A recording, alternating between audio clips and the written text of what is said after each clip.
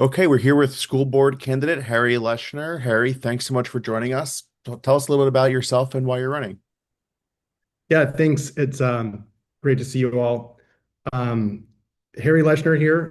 My wife and I have lived in Santa Monica for a little over 18 years. We're raising our two daughters here. We have a 6-year-old and a 2-year-old. My oldest just finished kindergarten at Franklin Elementary. I'm running to be a champion for families in the district. As I've been engaging with voters on the campaign trail, literally everybody has said that they think it's common sense that we have some board members who are parents with kids currently attending schools in the district. If I'm elected, I'd be the second member on the board, and actually the only one with elementary aged kids attending schools in the district. Um, right now, I think it's a critical blind spot for the board that the members don't have regular firsthand experience with our schools. And like other candidates, I believe that our public schools are a critical component to a well-functioning democracy. And I think that our public school system is under threat. You see what's going on in the federal level and Republicans attacking public education everywhere. Um, but even here in Santa Monica, like it's a pretty I don't want to say dire situation, but we've had a 25% decline in enrollment over the last 10 years. And you'll hear other current board members say that they believe this decline has stabilized. There's no evidence of that. If you actually review their own budgetary projections in detail, like I have, they're continuing to forecast future declines in enrollment. Even if you just look at the numbers of high school students down to middle school, down to elementary, you see there's a structural decline built into the numbers. And so I think it's important to have somebody who understands what choices parents are facing when they make the choice to send their kid to the school or not, or to switch out of the school, and be able to represent those viewpoints. So yeah. Thanks, Harry. So speaking of those viewpoints, like what do you think is the perspective right now that's missing from the Board of Education that you bring? And why is that perspective so important to making good decisions for the school district? And what specific decisions have you seen recently that were made as a result of that missing perspective? I'll try to be as brief. This is a good question, but I'll try to be as brief as I can because I've been attending or at least listening into the board meetings regularly. I mean, I would just say I think it goes back to just having firsthand experience with the school. Like I walk my daughter to school almost every day. I'm at the schools. There were I'll just highlight a couple of examples, and then if you'd like me to elaborate and give more, I'm happy to. But there was a question on the questionnaire about security, right? One thing that I highlighted that I don't think anybody else did is like we have these check-in policies and procedures during like once the bell rings, but before the bell rings, you can walk in even through the front door without checking in. So I've had cases where I've walked in, 5 minutes before an assembly, and I don't have to check in, and I could just like hang out there. So I think there's just it's not I don't think it's like a failure on the part of the board. I think it's just if you don't have this experience, it's a blind spot. And the only way then you can get it is by hearing it from a parent or somebody coming and giving public comment. And there's public comment is hard because you can't do any dialogue with the person. And I know in some cases, they have engaged afterwards, but it's just hard if you don't have that viewpoint listed. Another big issue that I've brought up is around like the aftercare programs. Um, and I think this is really significant. And the reason I made it as a core pillar of my platform, because you know, like like my wife and I both work, and that's a choice that we've made. Everybody makes choices that kind of optimize the needs of their family. But for if you have, a single parent working, or if you have two parents that are working, you don't typically have the luxury of picking your kid up after 2 o'clock. And I've talked to a lot of families where they're sending their kid to private school just because the school couldn't guarantee them a spot in the aftercare. There's a program, there's actually a framework for providing this service and this care to families.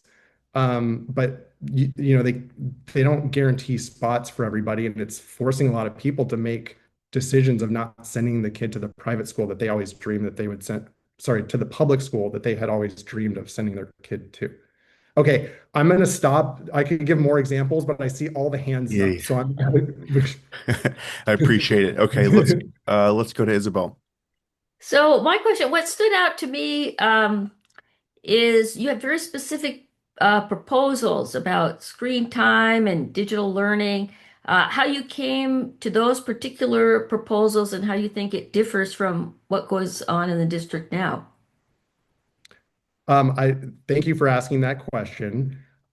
So I think I have a unique perspective on this because I actually, professionally, I work in the private sector. I have a work in business and technology, and I work in the technology industry. And so I think I have a unique perspective of like, as a person who's hired people into careers in technology, I think I have a unique perspective of like what you actually need to do to prepare kids for kind of the modern age. And so I've engaged with this group called Schools Beyond Screens, and they've been doing a ton of research, a ton of like policy research. They actually worked with LAUSD on their screen ban resolution. So I think I have a unique perspective, kind of just given where I am professionally, and then also everything that I put forward is like very well researched from this organization. I've talked to a lot of parents too about the current use of technology in the schools, as well as like I have firsthand experience through my daughter's interaction with technology at school. Right now, the board doesn't have a policy. I mean, that's kind of the big gap. And you know, I kind of think that that's unacceptable just because it's not like these phones and Chromebooks landed on our doorstep overnight. Like they've been around a long time, and the school made a big push with the Chromebooks during COVID, which I think was really the right decision at that time. It was something that was needed, but we've been back in classroom for a few years now. And so it's a huge gap that there's no policy, there's no guidelines or standards being given to teachers. So they're kind of have to figure it out on their own, which I think is unfair to our teachers.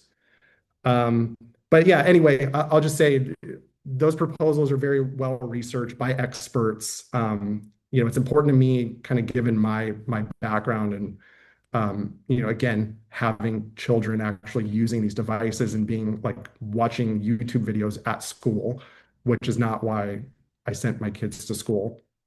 That's where all that comes from. Thank you. Okay. Hi, Harry. Hi, Um, Kate. Hi. I'm looking at your questionnaire for why you're running.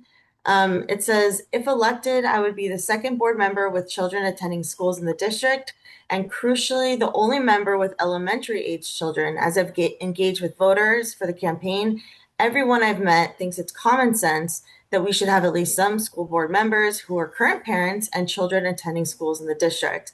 And I would like to point out that our school board member, Alicia Mignano, has a son who just graduated from the fifth grade. So I guess that puts her out of the Mhm. elementary age children and pushes her into the middle school. But I wanted to know if you are aware of the average age of school board members um, in California or nationally.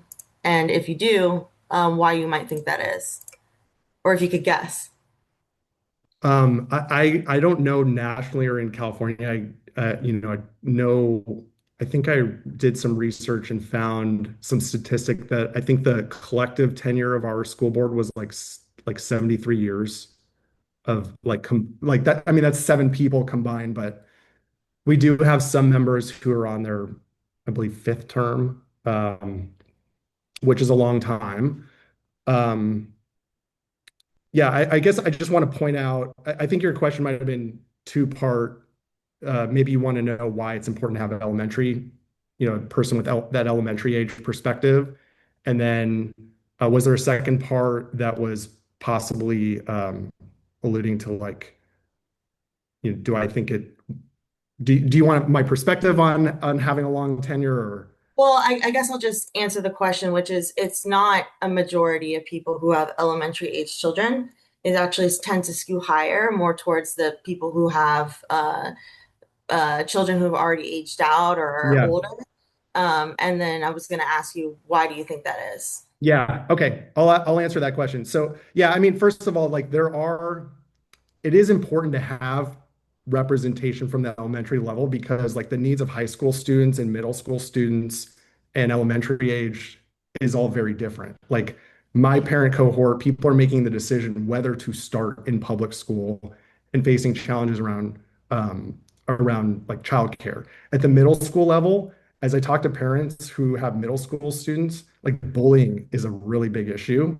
And then at the high school level, there's a lot of this like A to G readiness, being eligible to attend, to be accepted and attend like a UC school. So a lot of it's like college readiness. And then when you think about like the use of technology, what's appropriate for a high schooler is very different than what's appropriate for a 4-year-old or a kindergartner. Regarding the question of why is that? I mean, running for school board is really hard. And I think that it's just a natural like I just turned 40 this year. When I talk to people who are, candidates for office, like they tend to be older, right? Like you're more mature and established in your career. Um, I'm incredibly fortunate to have had like a really successful career where like I am kind of more mature and have the flexibility in my hours that I could take something like this on. I think people want to have, it's important to have good experience like managing really large complex budgets like I have. Um, but then yeah, also like I got two little kids, right? And there's a lot to do.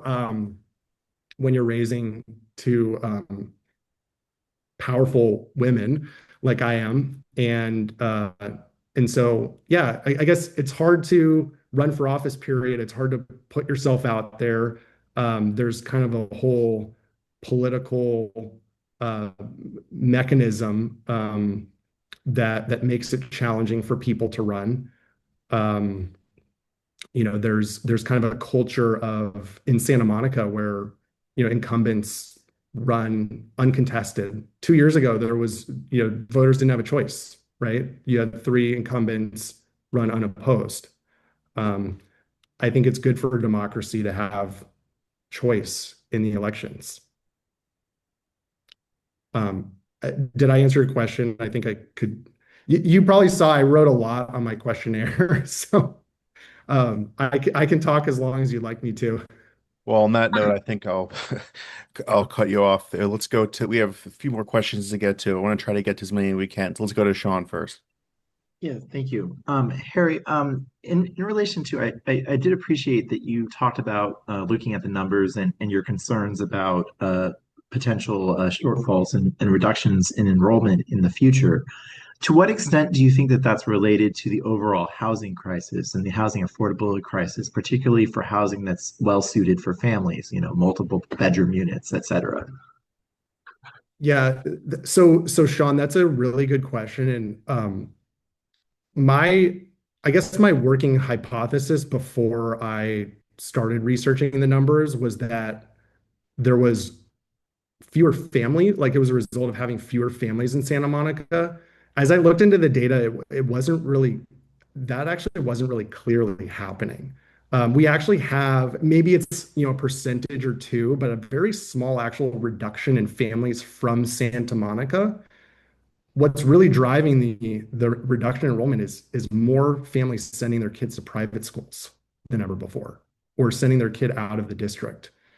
So, I think that's a really, really valid question, Sean. But as it relates to our decline in enrollment, uh, I think there's more that we can do within our school board to kind of shore up our support of families within, who live in Santa Monica than it is about housing policy.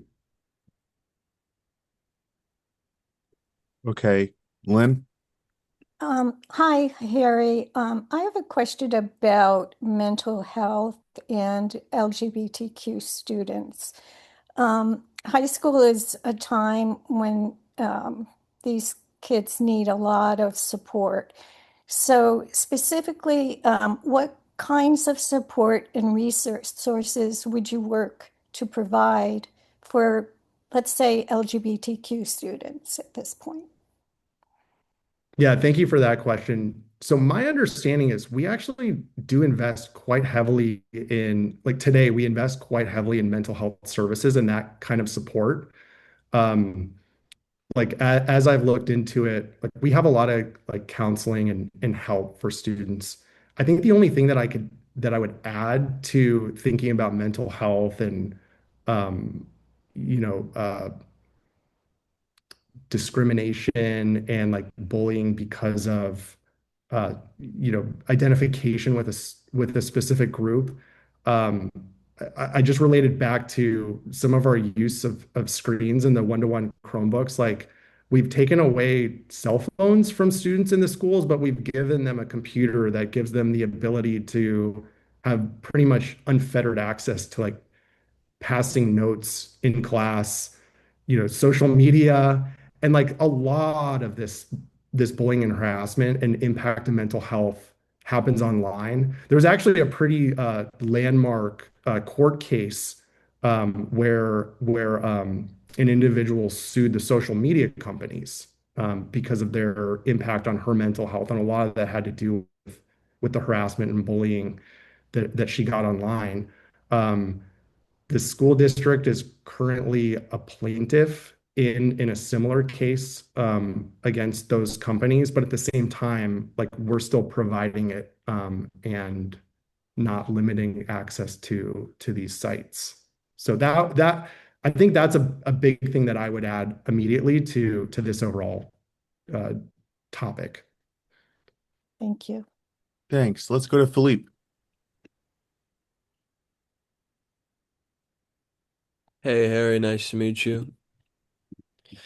Just wanted to ask you, one of the main things you address is that housing is one of the biggest problems students are facing right now.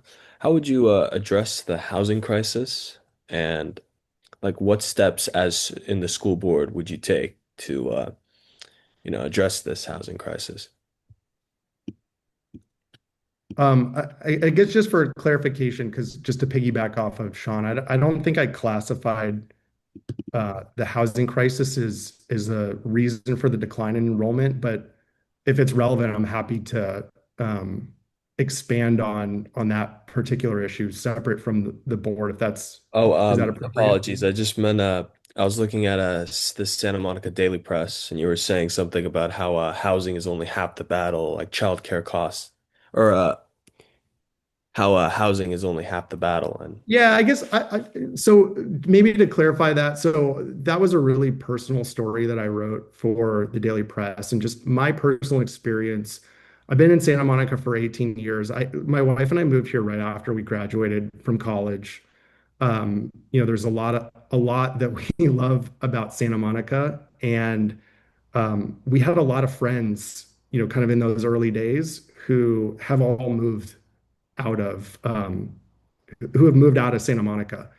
And so, again, like I don't, as I've looked into the numbers, I don't think it's telling you a story that is what's the most significant driver in our decline in enrollment. That's just personally for me, a lot of my friends have moved away, which, I think everybody can relate to. It's sad when like your best friends move even to the South Bay. Like I just see them a lot less Mm. because they moved out of Santa Monica, and that's kind of impacting my life personally. And so I wanted to relate that into the story.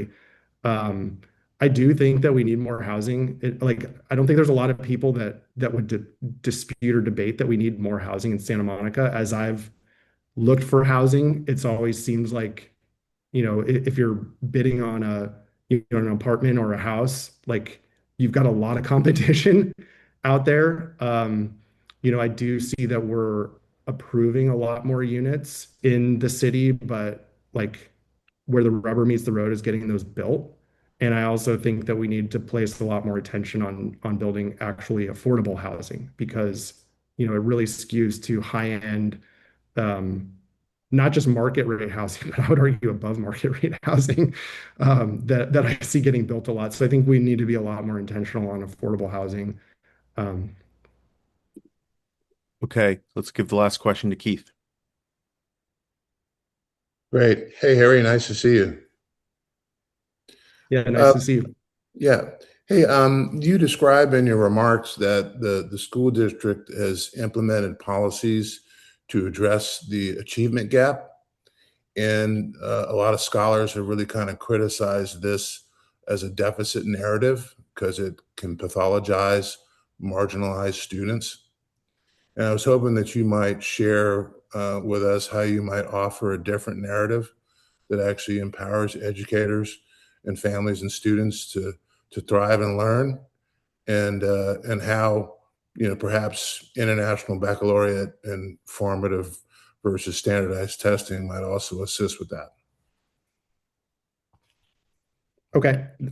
Yeah, there's a few things to unpack there, so I'll try to address all them. First of all, I just want to state like this hits pretty closely for me.